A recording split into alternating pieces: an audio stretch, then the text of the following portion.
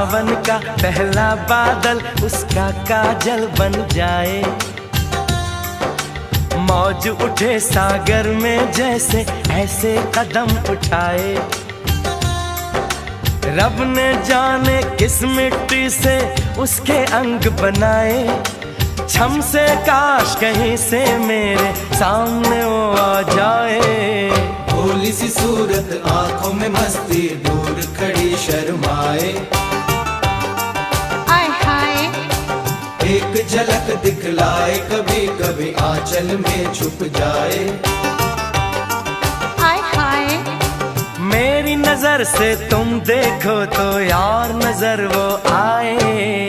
भोली सी सूरत आंखों में मस्ती, दूर खड़ी शर्माए। हाय हाय आए हाय।